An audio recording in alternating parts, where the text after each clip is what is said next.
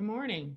Good morning. My name is Matthew Pace. I'm the government teacher here at Central Visual Performing Arts.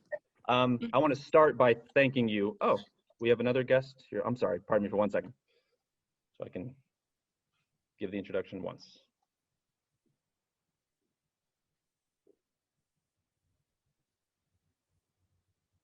Great.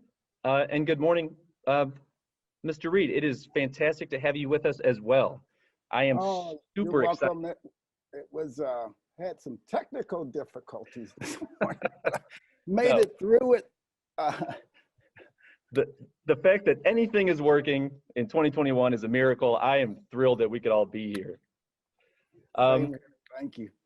So again, I just wanted to say, so I'm Matthew Pace. I am the government and political science teacher here at Central Visual Performing Arts High School.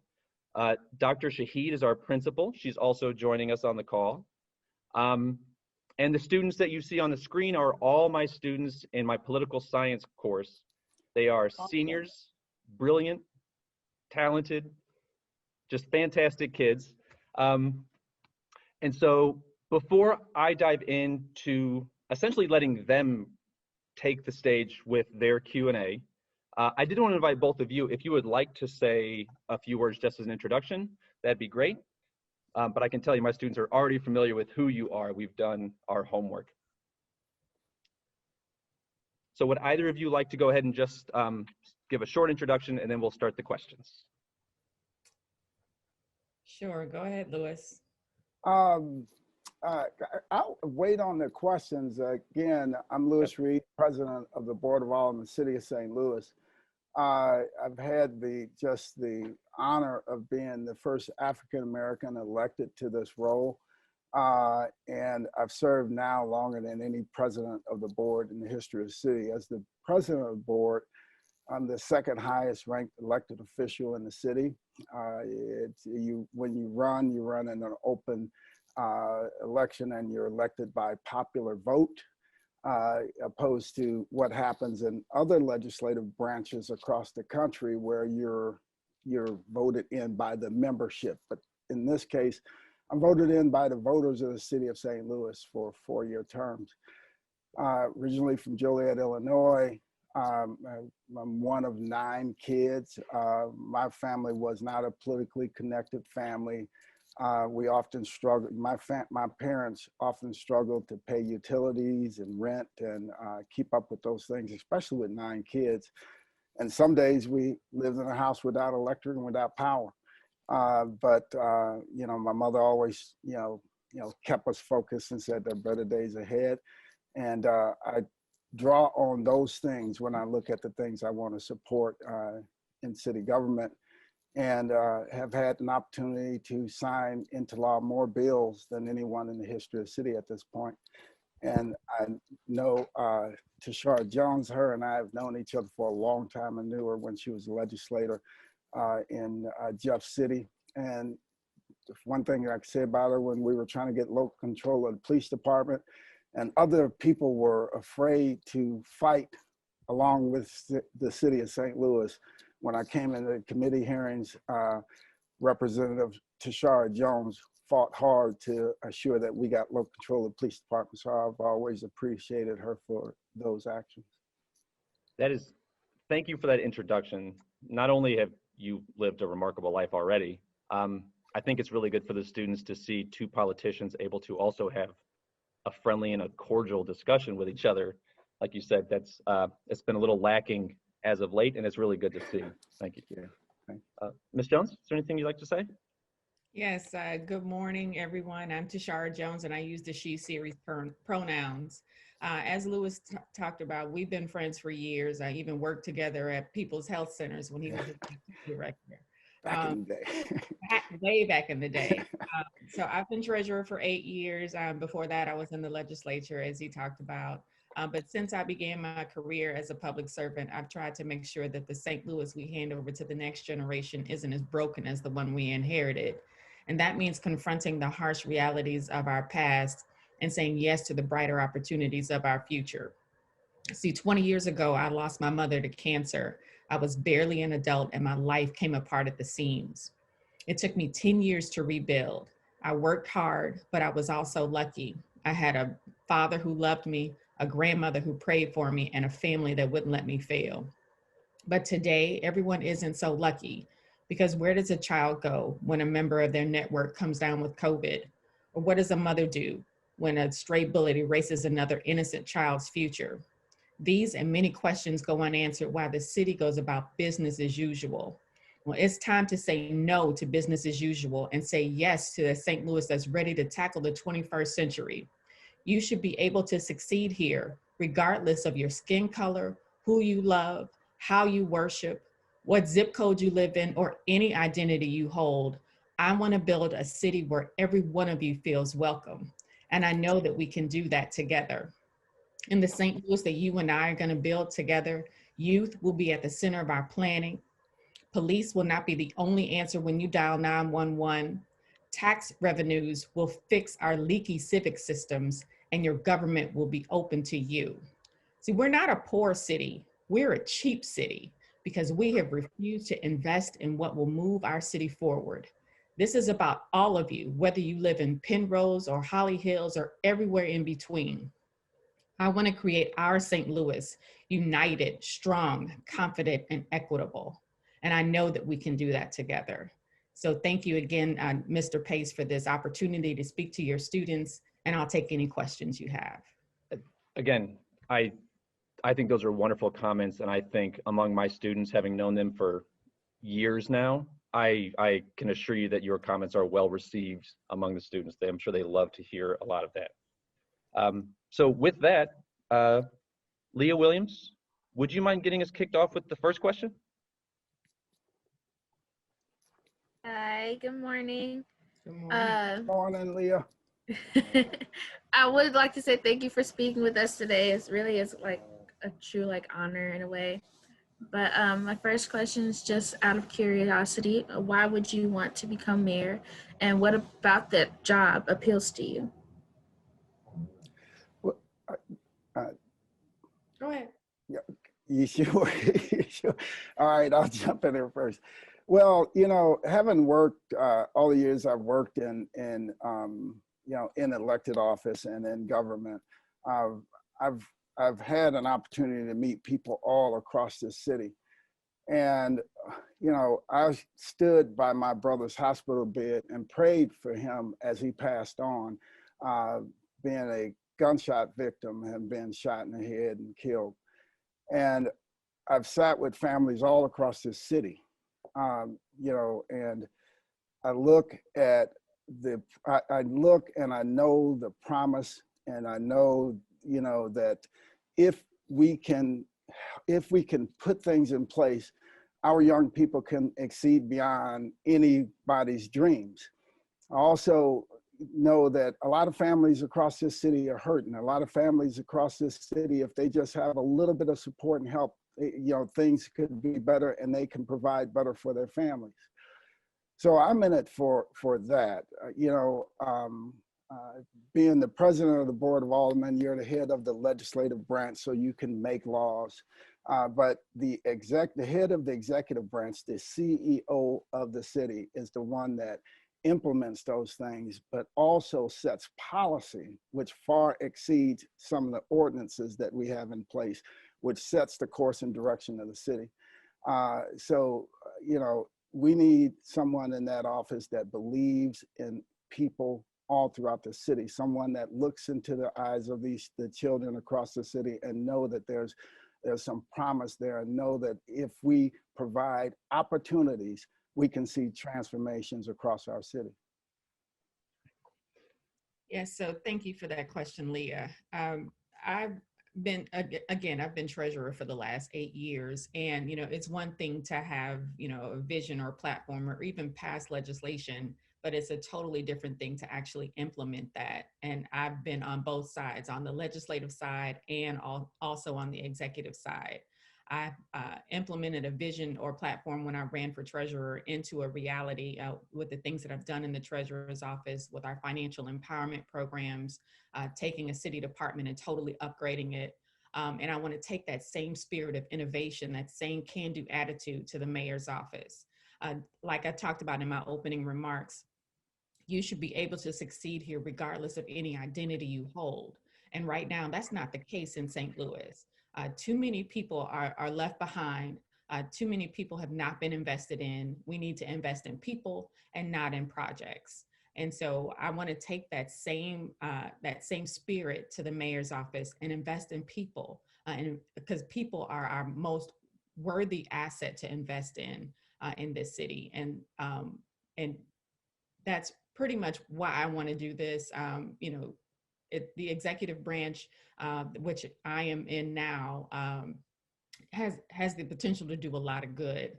But also we have to work with our other cohorts in the region. It's not just about St. Louis City, it's about St. Louis City and County and East St. Louis, right? We have to consider our neighbors to the east and make sure that we're all putting our heads together and being, I look at the mayor being a convener of sorts. So we all put our heads together to come up with the solutions that benefit St. Louis City and County and the entire region, not just the city. Right. Thank you. Maka Hussein. Go ahead. Good morning. My name is Maka Hussein, and I was hoping you could talk about what you would like to do when you become mayor, and what are the most important things you'd like to work on? So I'll start since you started the last one. I think the top three, my top three priorities are obviously crime and public safety. We need to put the public back in public safety, and that means deploying the right type of professional to the right type of call. Just a couple of days ago, the Cops and Clinicians program started, which means that a licensed clinical social worker will be riding actually with police officers to respond to calls. It's a pilot program, and I hope to see that implemented citywide. We also need to declare gun violence as a public health crisis and address it accordingly. And when you declare something as a public health crisis, that means bringing everyone to the table. That's faith leaders, that's philanthropy, business owners, everyday people with solutions to solve our gun violence problems. Our recovery from COVID-19 is very important because where are we right now? We're on Zoom. We're not in person. And when we are in person, we're wearing masks. And everyone hasn't been vaccinated. The vaccination has been very slow, to put it politely. As a former public health professional, I want to make sure that we work with our other resources in the region to make sure that vaccine is available to everyone who wants it, because I know that there are a lot of people who don't trust it right now. And then also that we continue testing availability across the region. And then that's also, economic recovery from COVID. A lot of people have lost jobs. A lot of people have had their hours cut back.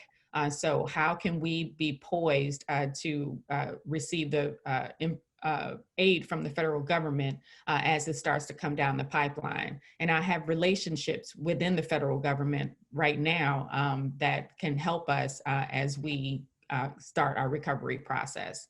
And the third piece is economic mobility and empowerment and development, rather. As treasurer, I started an Office of Financial Empowerment, which helps citizens make better choices with their money. And I am laser focused on reducing the racial wealth gap, because right now, white families are worth 10 times what Black families are worth. And we need to reduce that gap. We need to provide opportunities for people to not just survive, but thrive. That means access to good paying jobs, access to workforce development initiatives, and then also intentional investment in places in our city that haven't seen investment in decades. Just like investment is intentional in some places, disinvestment is intentional in other places. And it has been a policy of the city for decades, and we need to reverse that trend. So those are some of the top three things that I'm concerned about. Awesome. Thank you so much. Mr. Reed? All right, thank you. And Maka, thank you for the question. Having dealt with these issues, for many years, and watched how the system has been resistant to change, I know how much is what it's going to take to transform this system. So my top priorities are public safety, public safety, and public safety. Why are all three of them the same? Because when you look at all the other things that we need to do, right?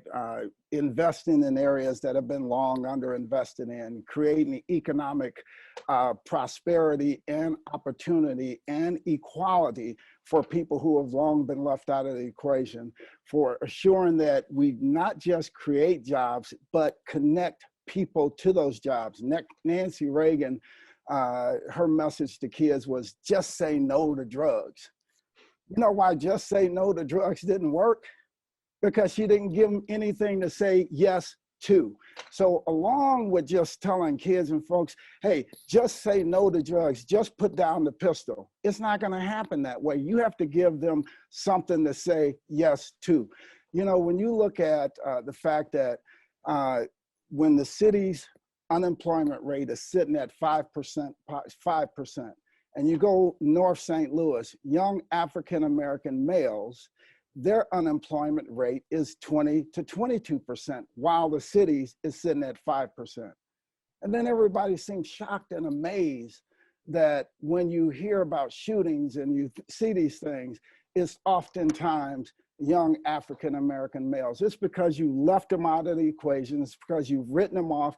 It's because you have not reached out and connected them to the system. So again, it's public safety, public safety, public safety. Because if we fix the underlying issues, the disinvestment in neighborhoods across the city of St. Louis that was intentional through redlining, through cities' unfair policies where they said, we're not going to invest in one half of the city, right? Now, the outgrowth of that is the public safety issues that we see. So when we fix all those underlying issues, when we begin to connect people to the jobs that are being created, when we invest in neighborhoods that have long been underinvested in, when we work to assure that there's equal access to transportation, education, and all these other things, and that people can have jobs that turn into careers, high-paying careers, we will see the crime rate drop, and families will be better because of it. So my three top priorities are the murder rate and the crime rate in our city, murder rate and the crime rate in our city 3 times over. Great, thank you. Like I said, I think a lot of our students are happy to hear that that's going to be a focus of your administration if you guys win. Our next student, I think, has a question more specifically about the government itself and about working within the city government. So Chuma Morgan, go ahead. Good morning to you all. My name is Chuma Morgan, and this question is for the both of you. What is the most difficult issue for a politician to face in the city of St. Louis? And Mr. Reed, if you want to go first for this one, we'll just alternate back and forth through questions. Yeah. You know, the thing I'm going to tell you is like a reality, but it's not it doesn't seem to be the biggest splashiest thing, but truly it's changing entrenched systems, right? So when Mike Brown was shot and killed in the city, that month, I began pushing body cameras in the city to assure that our police officers have body cameras in the city. So the whole discussion of body cameras kind of grew out of St. Louis and now is spread all across the country. So now we're sitting here with roughly 80% of the major police departments across the country now have body cameras. But because of the entrenched system and a system that's absolutely resistant to change, it took me 6 years to get body cameras in the city of St. Louis, and they're just now rolling out 6 years later, while the rest of the nation has already adopted body cameras on their police officers. Cure violence, being able to put cure violence in place, a system that allows you to get out in front of the public safety issue, to begin to work with families and deliver wraparound services that stabilize families, that can help keep kids from even getting into the life of crime. That program took 5 years to put in place because of, again, an entrenched system. So the most difficult thing you come up against in politics is the entrance system. The second thing is you have to be willing to work on things, even though the media that's centered around the thing is all media that says negative stuff about what you're working on.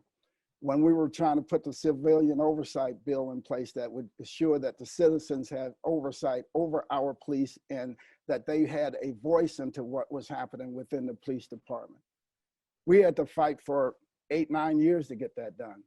We were finally able to get it done when massive protests broke out around the city, and that helped us break that entrance system down. Minority and women-owned business inclusion on projects through the city of St. Louis. That took years to get done because of, again, an entrenched system. When you look at the issues of education today, right? One of the things, if you read the media, they say, well, the reason that the system isn't performing is because of TIFs and tax abatements, right? But as we sit here today, the school system has a $104 million budget surplus. It has a 36% emergency reserve fund, which puts it in a far healthier condition than the city of St. Louis as a whole. But the challenge is that these same programs, TIFs and tax abatements, are the programs that were required to rebuild South St. Louis. They were required and they were used to rebuild Central West End. They were used to rebuild downtown St. Louis. They've been used in Clayton, Missouri. They were used to rebuild West County Mall. And guess what? They will be needed in North St. Louis to be able to address the issues that are happening within the community of North St. Louis that's affecting every kid within our public school system. And when we do that, we're going to be able to see everybody be able to be lifted up, because those kids now will be on equal footing with everybody else who does not have to deal with the environmental issues that they have to deal with on a daily basis. Yeah. Again, you started that by saying you don't think it might be the flashiest answer, but I think the students really appreciate getting an honest answer from you. So thank you. Ms. Jones? So we talk about systems, and government is a system. That's what you've learned in this class. But systems are built by people. And just like systems can be built by people, they can also be dismantled by people. And then they can also, those same people can also be a deterrent or a barrier to systems working the way that they should, or they can, people can be can put together systems to work in a way that disenfranchises groups of people, like children, like people of color. And so within the government system, I think that the biggest hurdle is people getting along and working together.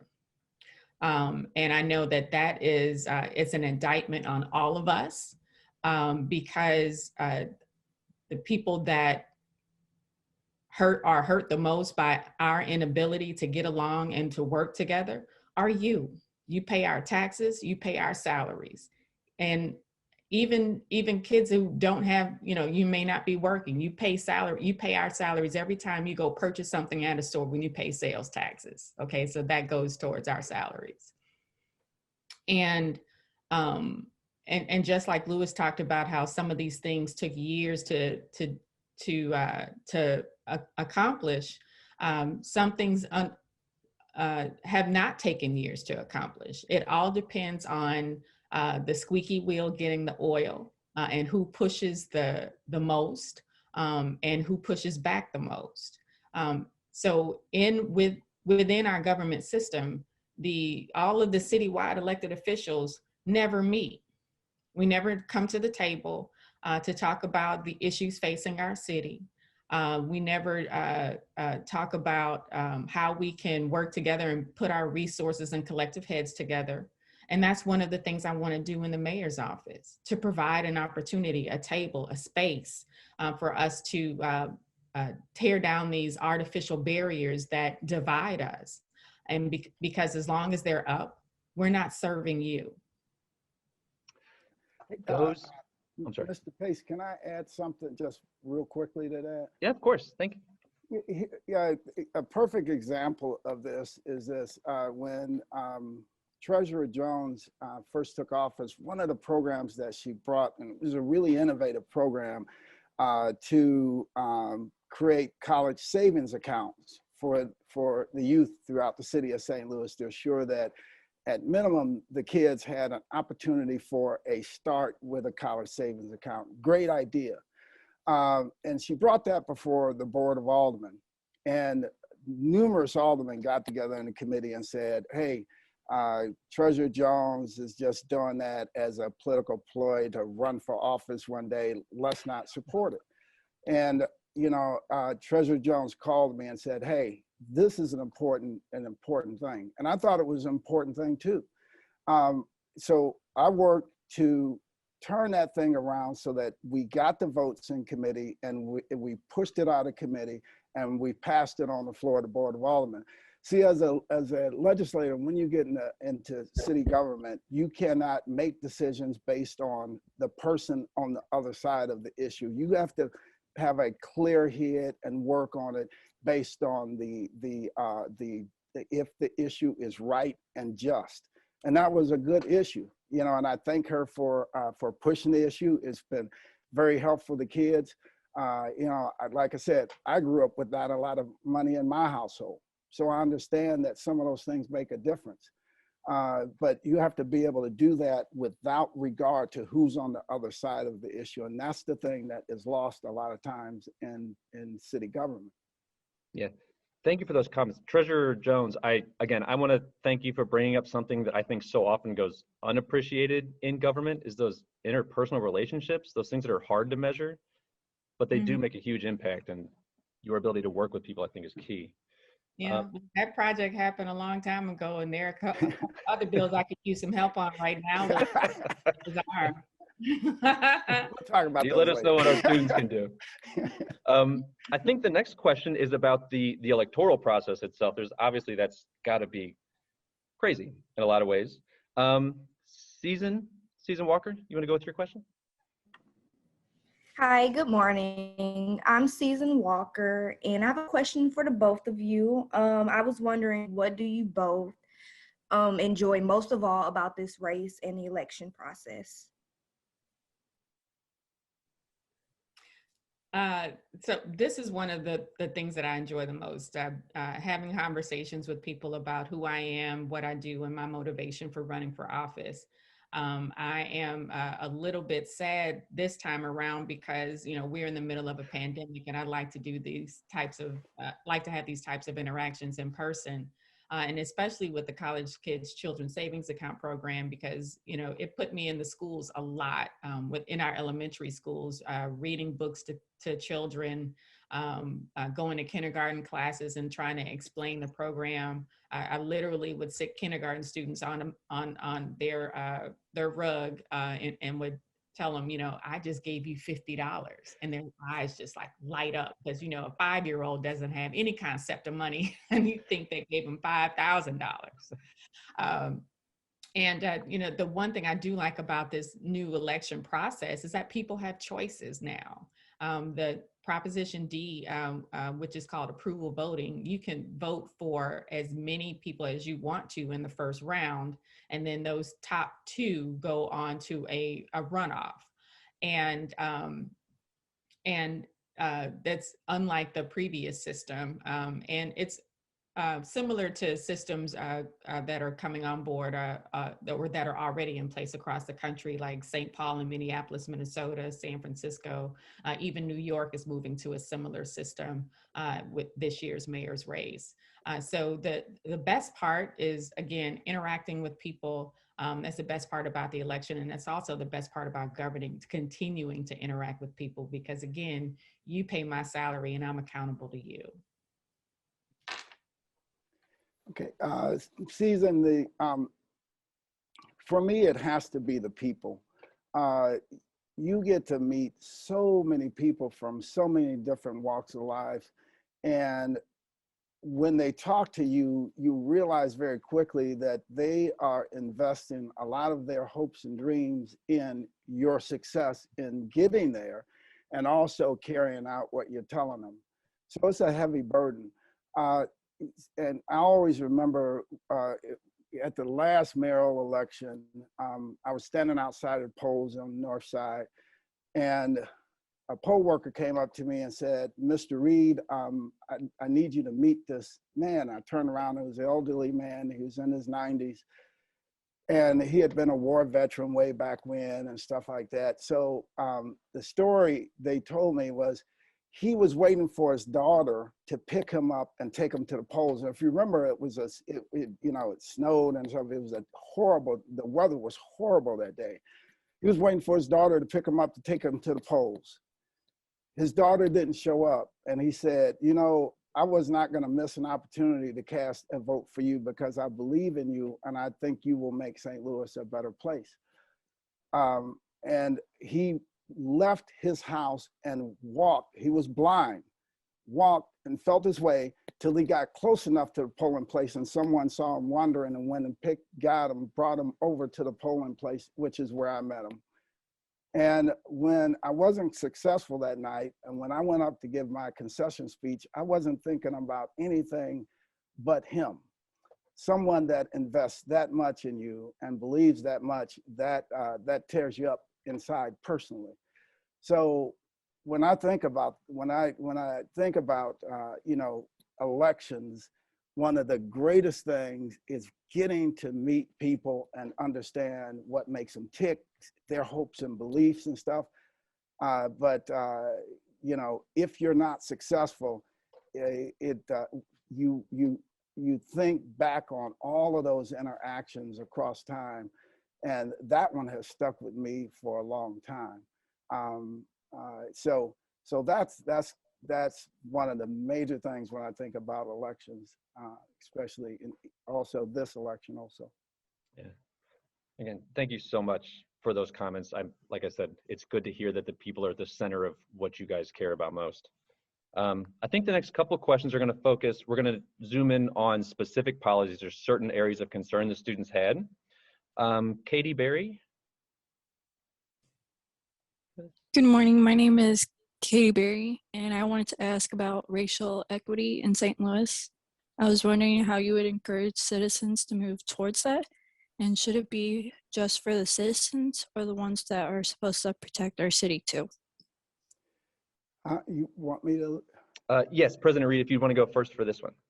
Katie, thank you for the question. Look, as a leader, you have to lead in the way you want to see people react. So if you want to see greater racial equity, you have to be a leader that leads through that same lens and challenge people's positions, right? One of the things, I just gave a talk to a bunch of the corporate heads across the city of St. Louis, and I challenged them, when you go back to your office, look across your boardrooms. And if you see within that boardroom, you've surrounded yourself with people that look like you, that hold this same positions that you have, and of the same ethnic, excuse me, and racial background as you, and the same gender as you. First, I want you to give yourself a break to say, okay, I've done that because I did not know and I did not understand. But when you leave here, I need you to challenge yourself to do different. I need you to make a conscious effort to integrate that boardroom so that when we talk the next time, you can tout greater diversity around your boardroom. Now, here's the thing I told them. I said, when you do that, understand that you're not just helping the people that you've brought into that boardroom, you're helping yourself, because you, especially if you take the information in, the nuances and opinions and backgrounds and experiences that you will bring to bear for your corporation and for the products and services that you deliver will be much greater enhanced versus having just this monolithic approach to it. So as legislators, I look across the board of aldermen and I train the new aldermen when they come in, and I tell them, whether you're white, whether you're African American, Hispanic, gay, lesbian, whether you're,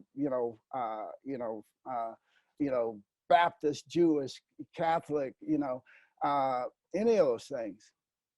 What's important is that everybody has a voice. Because if I, as president of the Board of Aldermen, can pass something into law with absolutely no other opinion factored into it, it is inherently flawed. Why? It hasn't taken in a broad enough spectrum of diversity and opinions from people from different walks of life. So you have to lead like that in everything you do. And so as mayor of the city of St. Louis, I just won't lead City Hall like that. I will lead the business industry like that and work with them to diversify each and everything they do, because it's in their best interest also. Treasurer Jones? Yes, Katie, thank you for that question. And leadership starts at the top, just like Lewis said. And I also think that the people closest to the solution are those who are closest to the problem. I've been a Black woman all my life, and I don't know how to be any other way. I'm unapologetically Black, but also I look out for people who don't look like me. So when I'm sitting at a table, I'm looking around to see who's there, who's not represented. And one of the things I did was I had all of the banks that the city does business with come to my boardroom individually, and we talked about, what are you doing for people who don't have access to your services? What are you doing about home mortgage lending in North St. Louis and parts of South St. Louis? Because I would show them the map, I showed them where they lended, where they were denying loans. And then one of the things I noticed with some of the banks that came to talk to me was, number one, they didn't have any women with them. It was all men, or they would show up with no people of color. And I would say to myself, how tone deaf can you be to come talk to a Black woman treasurer and not have anybody that looks like her at the table?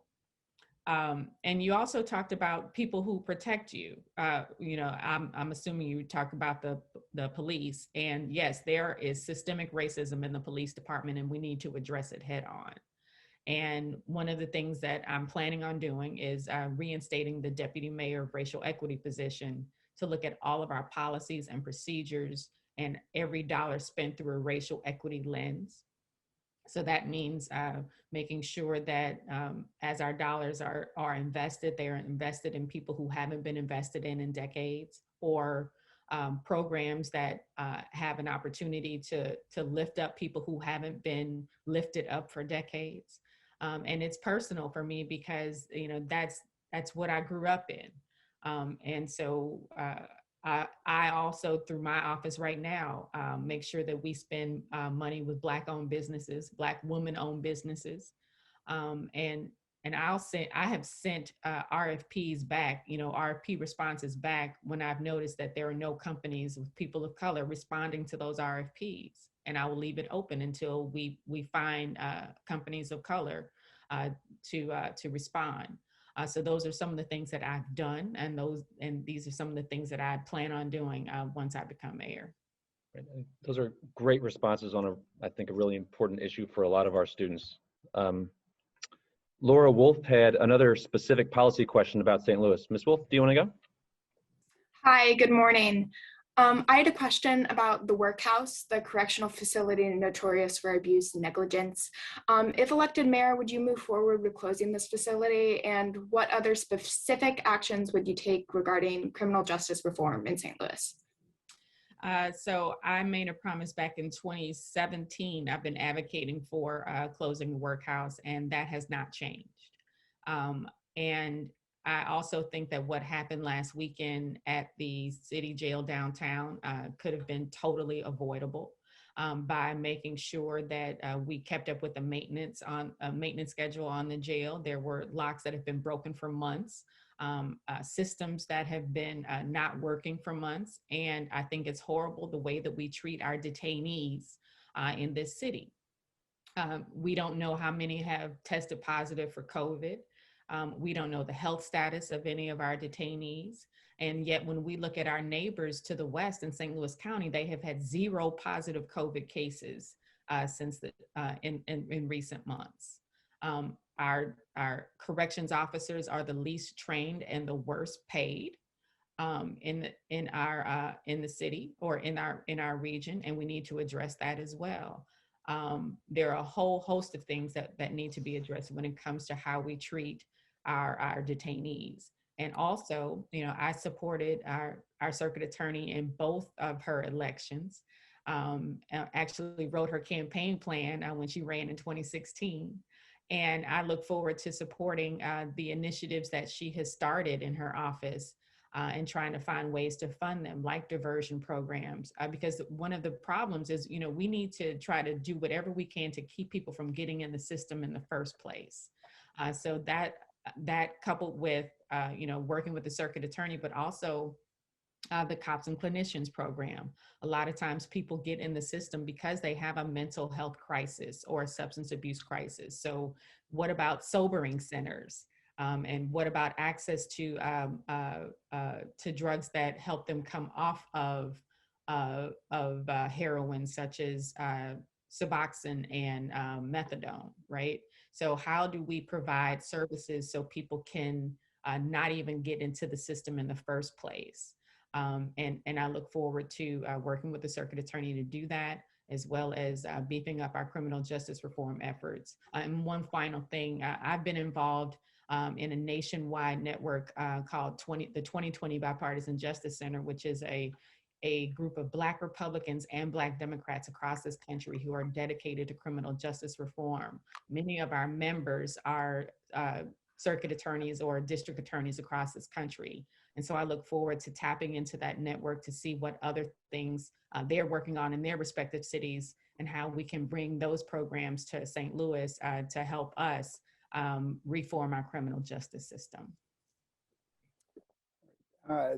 Laura, first, thank you for the question. It's an important one that I think has a lot of different components to it. First off, myself and other aldermen, we started working on the workhouse issue 10 years ago or better, right? It's why they ultimately put air conditioning in it. It's why they renovated the place and things of that nature. It's probably probably closer to 13 years ago we started working on it. And working to assure that the facility itself received the repairs that it needed to receive to be a habitable facility. But you know, like I said, there are a lot of components to this. When we look at you know, some of the things that we need to have in place to address the issues of people being locked up unfairly and held longer than they're supposed to be, that to me is criminal justice reform. Criminal justice reform isn't closing a building, because you've addressed the building, you have not addressed the underlying systems that landed the people in lockup to begin with. You have not addressed the systems that have kept them there an inordinate amount of time to begin with. None of those things have been addressed. You've just essentially closed the building. So what I've done is I've added $2 million a year extra to the circuit attorney's budget. In a year when we had other departments struggling to make ends meet, they had hiring freezes and everything else. But I pushed and led the effort to add an additional $2 million a year to her budget so that she can fund diversion programs, so she can fund second chance programs and work with people and also our youth across the city to assure that they had other opportunities available to them. I've also, you know, not just helped push the initial funding for our drug courts in the city so that we can address the issues of drug abuse in the way it should be addressed, opposed to just locking people up, right? But more importantly, one of the things that we had to do to lower the population to be able to close the workhouse was to be able to recategorize some of the things people were being locked up for. So I introduced numerous ordinances. The two that really made a big difference was recategorizing what would happen with a person if they were caught with a small amount of marijuana. Right. So instead of locking them up now, it becomes a municipal violation. This was long before legalization of marijuana became cool, right? This was before. And what that did, that helped us to begin to drop the population in the workhouse dramatically. I also work with the courts so that we can have the judges understand that it was important to expedite trials and all these other things, and to not keep people locked up for small offenses. So what that did over time, it allowed the population of the workhouse to drop dramatically. So last year we saw the population of the workhouse drop to about 80 some odd people. So I took the final step. I introduced the board bill to close the workhouse, but not just close the workhouse, to take some of the funding that was used to fund the workhouse and recategorize that funding to help with diversion programs, second chance programs, and all those other things that we needed. Got it passed through the board unanimously. That was in July. In July, COVID virus was a thing in the city. Nobody understood or had any data as to how it was impacting our prison population and what would have to happen within lockup facilities in around St. Louis to assure that they are not going to risk the health of the detainees at the same time. And we weren't seeing a major spike in our COVID virus in the city. So we passed it, said, hey, create a plan. The Director of Corrections came up with a plan because it was supposed to close December 31st. And with the plan, he found that the surrounding facilities could not take any of our detainees because they said, we have to keep people isolated for COVID virus. We have to have room within our populations to assure that the people we have in lockup are safe also. So it had to be delayed. Now, the disturbing thing to me is that one of the entities that has all of this information has continued to push a false narrative, which is very dangerous. A false narrative that says the workhouse could still be closed and the inmates can still be safe if we crowd them all into the Justice Center. And you see what the inmates said? They had 2 breakouts already in there. The first one, they said, you are not gonna house me with another inmate that has COVID virus, take me to the workhouse. And when we agreed to move them to the workhouse, they came out almost cheering. And that has happened twice down there. So here's the thing, if we truly are in it for the detainees, we cannot say that we are going to help them by putting them in a more dangerous situation. The Justice Center is a lockup facility. There's no outdoors. There's no gymnasium, none of the things that they have over at the workhouse, which is why the inmates themselves said, what have I done wrong to now be sent to the Justice Center and have to be in lockup, but not only that, share a cell with someone else and risk contracting COVID virus and passing and dying. So my position is, when we see into this COVID virus and a safe situation, we will do the correct and appropriate thing. Anyone that pushes a narrative beyond that is wholly and completely irresponsible. It's the same thing Donald Trump did when he told the Republicans that he won the election. And everybody knew he didn't win the election, but by continuing to push that false narrative online, he radicalized the people that were following it. So for people who are in this, that are closest to this issue, it is absolutely important that they do not radicalize the people who are working to support their effort by pushing a false narrative. And that's a very dangerous thing. We see that happening more and more and more and more. But my position is we will do it when it's safe. We will not put people in danger because people are interested in a building. We will have real criminal justice reform for people who are looking at the closing of a building as criminal justice reform. For me, I'm not going to give you a check mark in that box to say that, yes, you have achieved criminal justice reform, because you have not. You still have African-American males being locked up at record numbers. You still have an absolute unfair criminal justice system, so that when a person of my color and my gender comes in contact with it, that system will not be fair and just. So that's why it's important to have real criminal justice reform opposed to just closing the building. But my plan includes closing the building per my ordinance when it is safe to do it post-COVID. Thank you both so much. I also want to thank you both for the candor in your answers. When we were preparing for this, I told the students to be ready for sometimes when you talk to politicians, you might not get an answer to the question that you asked. But I think the students really appreciate that you both are honest. And I think that's a testament to the courage it takes to be a leader, is to tell people what you really think, not just what they want to hear. So thank you for that. Also, I forgot at the beginning, I also wanted to welcome and thank Dr. Adams, the superintendent, for being here with us. Board member Joyce Roberts is also here. Welcome. And Antoinette Cousins, a candidate for the board member. Also, I want to thank you for joining us and being here with us. The next couple questions are about education. And I know we had some technical issues with a student. Jasmine Butler, did you get cut off? She was trying to join us, and I know she was having trouble. She was sending me an email. All right, Micaiah Barnes, can I ask Jasmine's question first, and then I'll come to you next?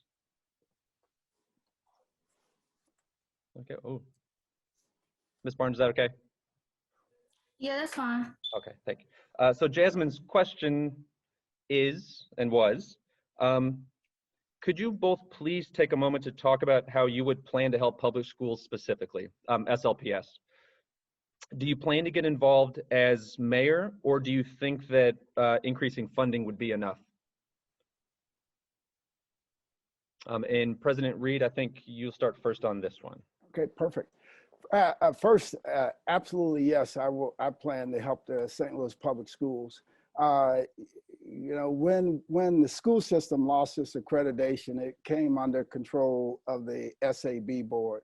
And the SAB board included by law an appointee of the mayor, an appointee of the governor, and my appointee. So us three had appointments to the SAB board, and they took over the school system and worked to get the school system its full accreditation back. I was very honored and you know, thankful for having the opportunity to work with my appointee to the SAB board to assure that those things were in place that needed to be in place, so that the kids that attended the St. Louis City Public Schools would indeed receive a high quality education, and one of the best educations in public schools across this country. But prior to coming into politics, I worked for Education Monitoring and Advisory Committee. So I was the one that did the data analysis to inform the courts, you know, where the school system stood in reference to the desegregation programs and services, Brown versus the Board of Education. So I was able to, you know, integrate and be involved in all the school systems, the curriculum, and how things were supposed to flow down from magnet schools to you know, schools all across the system. But when we look at some of the challenges in our school system, we have to look far beyond just the dollars that it takes to run the system. Reality is that in between 1950 and 1960, we had 110,000 kids that attended St. Louis public school system. We lost 400,000 people out of the city in the following 20 years. So now we're down to under 300,000 people that live in the city, and as we continue to lose population, we lose students in our school system. So one of the things that we have to work to do is right the ship. We have to work to assure that the communities and the environments that the kids are growing up in our communities free of food deserts, our communities that all have access to free broadband communication, which is why I've sponsored and work on the Sprint 1 Million project to get broadband communication out to students so that students can meet the homework gap that exists between students now that are connected to the internet versus ones that aren't. And work to assure that transportation issues are addressed within the community, that we redevelop neighborhoods that have been underdeveloped in, assure that there are good, high, well-paying jobs for the family members and the youth through our summer youth jobs program. But all of those things come into play to position a child so that when they come to school, learning can actually take root in that child. I think we have to look beyond just the teachers and administrators if we want to change education in the city. And lastly, the mayor has to be the biggest cheerleader for our school system. The mayor of the city of St. Louis has to tout the great things that are happening in our school system, while at the same time come to grips with some of the many challenges that our youth are under that's affecting how they perform in the classroom. You know, we look at it now, and if you look at the cost per educating students, St. Louis City Public Schools, we have one of the highest costs per student in the state of Missouri. So the question becomes, how are we falling behind on the standardized tests? Well, I'll tell you, we also have one of the highest per capita for students living in poverty. We also have one of the highest per capita for students that are homeless. I was a high school student, and I was homeless when I was high school, so you can't tell me how it doesn't affect you. We also have one of the highest per capita for students living with mental illness and not having access to health care,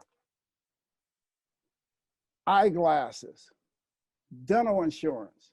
All of these things affect food deserts, highest per capita across the state.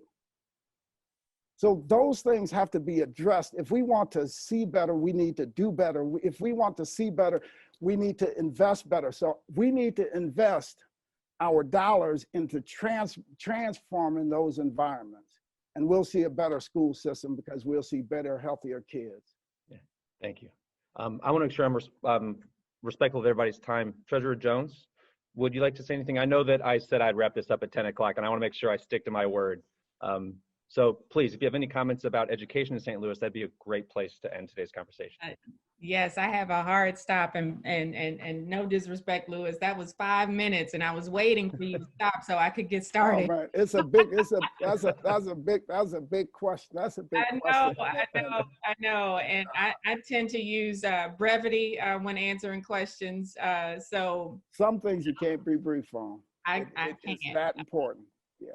It's very important, but I think we can agree that we're going to be a little bit brief in our responses. And yes, absolutely, education is important. Education and economic development go hand in hand. And I will be totally honest and say that our previous mayor's administrations have not been good partners with the district.